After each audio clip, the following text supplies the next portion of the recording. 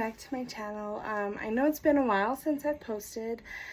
I've just been so busy with life, you know, like there's been a lot going on in my family with school and everything, with my kids, and getting my kids diagnoses they need and getting things worked out with school with like IEPs and 504s and just a lot of stuff. But anyway, I've been reading during all this. I haven't had much time for crafting. I'm going to make time for that. I'm actually going to make a video about me making a new junk journal soon, a Disney princess one. So if you're interested in that, stay tuned for that. That is coming up. The Christmas one I was working on, I finished it off camera, and I will probably do the flip through of that when it's Christmas time again. Just because I got so far behind, just again with life. I just got so busy that went on the back burner for a while. So I've been reading. As you guys know, I did a book review on this one last time, Shades of Wicked, and it was really, it's so good. It's so good, guys. It makes you learn a lot about Ian and Veritas and really like them. And you'll learn amazing things. So go back and watch this video. It's super good. One thing though, I'm going to change about my book reviews, because I do watch BookTube and I enjoy that. I enjoy watching people read. I enjoy their reviews. But one thing I've learned, I don't like watching people's reviews that give tons of details of the book, because I watched one like that. I read the book. I didn't enjoy the book. I enjoy books if I know just enough about it, if I know I'm gonna maybe be interested in reading that book, but then I don't want to know anything else because it'll ruin the whole book for me. I like surprises when I'm reading. So I think I'm gonna make some of those changes to my videos of reviews of books. I'm just going to talk about my thoughts, my feelings, maybe read the back and give a generalization so you guys kind of know maybe if it's something you'd be interested in. I'm not going to take down my other videos and redo them by any means, but I'm going to make that change because I personally like that better myself when watching videos. So I'm going to try and make videos that I like watching myself. So anyway, so I read this one, Wicked Bite by Jeaniene Frost, and it's the second one after this one. And it's the Night Rebel novel series. It's like all the Night Huntress series. It's like all these vampire books I've been reviewing, they're all like one big long series, and I've been doing them in the order they go in. But she does Night Huntress, so you know that those are the Bones and Cat books about them as the main characters. But it has all these other characters in it. And then there's 2 independent books, the one with Spade and Mancheras. They're just independent of themselves, but they're throughout all the books as well, those characters. And then the Night Prince are the ones that you know are about Vlad and Layla and their story as the main characters. But again, it has like all the other characters that have been in all the books in there as well.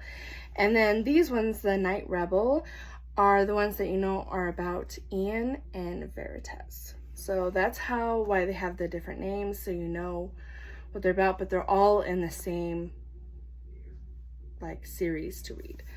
So this is the second one in Night Rebel.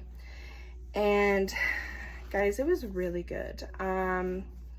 Some things happened that I did not expect. There was a lot of action. There was a lot of heartache and longing, but there was also some good smut scenes in there. There was a good romance and love and just things that make your heart go pitter-patter. Like, and at the end of this one, like your heart really goes pitter-patter with the last thing he says in this book. So you guys have to read it, because I died, because Ian's not a romantic. He loves being sexual. He loves being with men and women, but he's always like, I won't be in a committed relationship. It's not for me. But that's how hard he fell for Veritas, that She's all he wants, and even with his brain wiped, the last thing he said, like, he has still had the imprint of love on his heart for her. And the last thing he said was so romantic.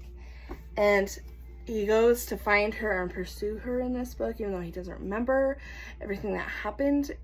And I mean, eventually, I'll tell you, he gets his memory back eventually, but it takes a very long time, pretty much almost to the end of the book. But it's so romantic as he gets new memories, and and they have to hash out things together, but they are so in love, and it's so romantic and so adorable.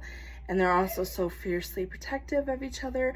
You find out things about how amazing and cool and different Veritas is in the other book.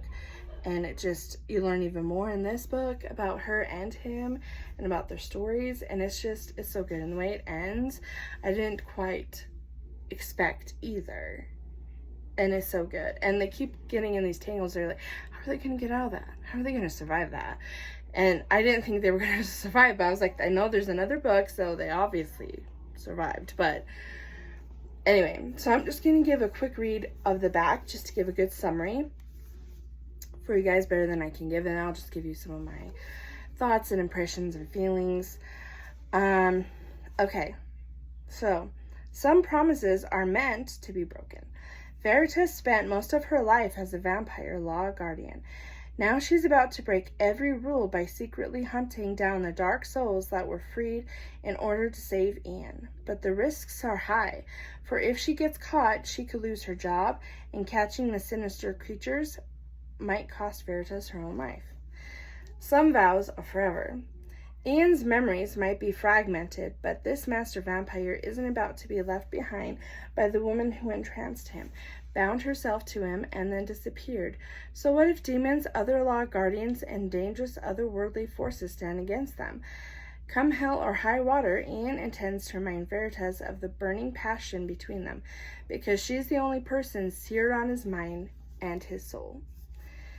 And it's just so good. It's so good. And I loved it because there was some twists and turns. There was things there, like, how are they going to get out of that? But I really love, like, their connection. Like, neither one, like, she's been in life for thousands of years. She's, like, older than Mercari is, and he's, like, an old Egypt pharaoh. So they're both extremely old, like Veritas and Mercari, and she's extremely powerful. Not just for being so old, but of what she actually is. But she's never committed and been in a relationship with somebody at all.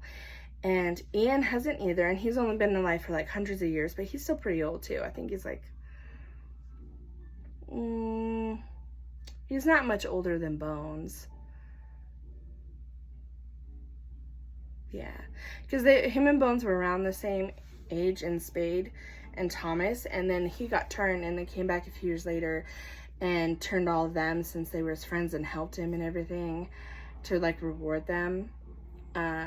So he's not much older than them, but still, he's extremely powerful master vampire, and he's never committed to someone for very long, and neither has she. And like, he is a rebel, like, he loves breaking the laws, and he doesn't have any respect for them, really.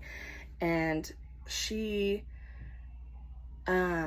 is very much respect for the laws, and basically, like, she's a law guardian, so she basically is like a cop for vampires. And yeah, but because of what happened in the last book, she has to step away from her law guardian post for a little while, and this whole book she's trying to protect him.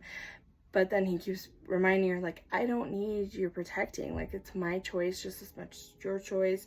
Like, it's not your job to protect me. I know that it took you so long to fall in love and stuff, but that's not your job to protect, and everyone dies. And, like, he has to remind her of this, and is like, even if I die, like, our love will still be there, and I still would want you to live and move on, and not try to, like, harm yourself in a way to try to save me.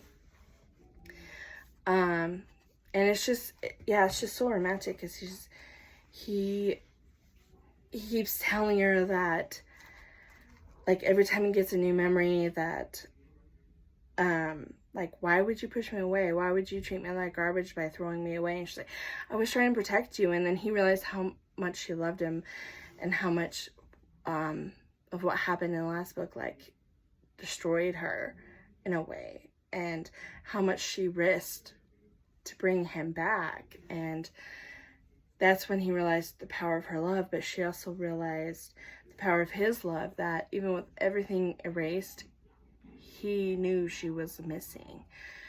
And he went to look for her and get his memories and everything because he truly loved and cared about her. And it's amazing. And I guess she didn't realize what his last words were in the first book. And you find out what they actually were in this book. And it's like my heart died of happiness. It was so romantic. And I was like, oh my gosh. Like, I thought it was romantic what his words were, but this is even, like, more so. And I don't know. There's just so many romantic words and scenes in this book that you guys should definitely watch. There's a lot of passion.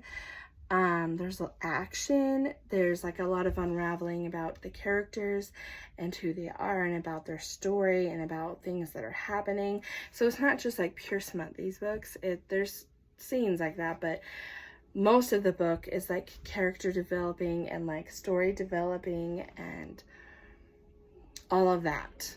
There's, like, 2 or 3 scenes, like, usually in each book that are smut, but the rest of the book, because they're all, like, 300 and something pages. They're all close to being 400-page books, so they're not big, but they're not tiny, like tiny, but they're just like a regular size novel.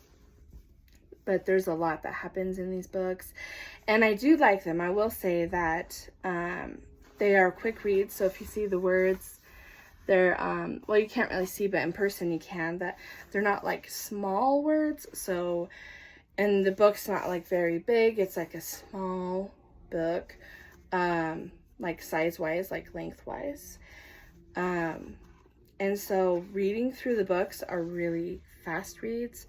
They don't have to think too hard or focus too hard or, like, store all this information. Like, they're really good, relaxing, quick reads. So if you're looking for a good quick read that a lot of good action happens, romance, smut, these books are for you. And there's also lots of humor in the books. I laugh out loud all the time. And I also go, ah, all the time. So they're really, really good. They're really well written. And they're books that I probably will reread over and over and over again. And if you love, like, vampires, like Twilight or any stuff, like, these are way better than Twilight, in my opinion.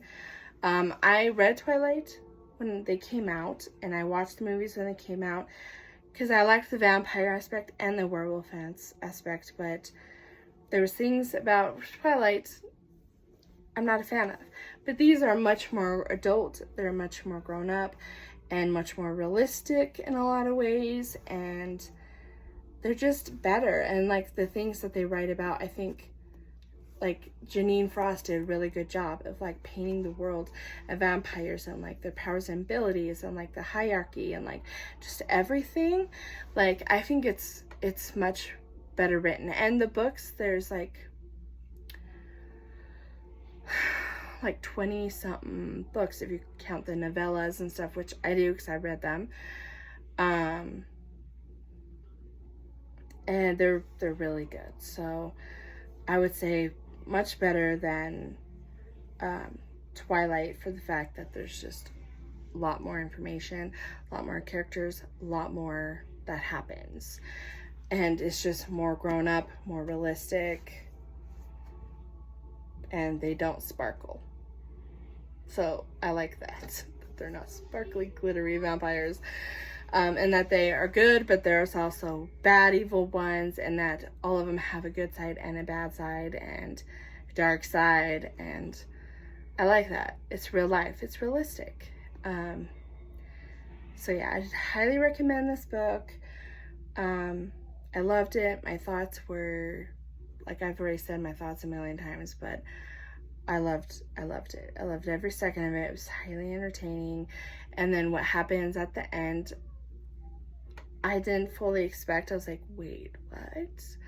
Like, this is like starting to like some way morph into like a Percy Jackson thing.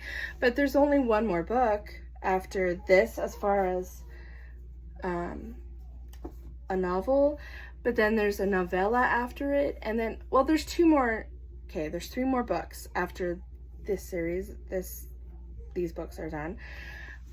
There's a novella, which is a Cat and Bones one, and then there's 2 books that were the first 2 books from Bones' perspective that I'm going to read too. So after I finish the Night Rebel novels, then there's still 3 more books in this whole series, and then it's done. If that makes sense. So I already started the 3rd one of the Night Rebel, and it's called Wicked All Night, and I will do the review on it when I'm good and done. I'm not super far in it yet. I'm on page 50, which is chapter 8, and I'll probably get further along tonight. But yeah, super good. And then what's happened in this book so far, because it takes off right where the other one leaves off, it's like, that's something else I like about those books. They take off right where the other ones leave off, so you're not like left hanging like, wait, stuff happened, you know, like it takes off right where each book ends. So I really like that. This one picked up right where the other one left off exactly, and some stuff's happening that I'm like, wait, what? This is turning into like Percy Jackson with vampires. Like, what the heck is happening? And if you read it, you'll understand, but it's really good. So I'm enjoying it so far. So that's it of my book reviews on the Jeaniene Frost vampire books at the moment. And I see you guys soon, because I do have another book review to do. And stay tuned for the junk journal if that's something that interests you. And hit like, subscribe, ring the bell, and I'll talk to you guys later. Bye, guys.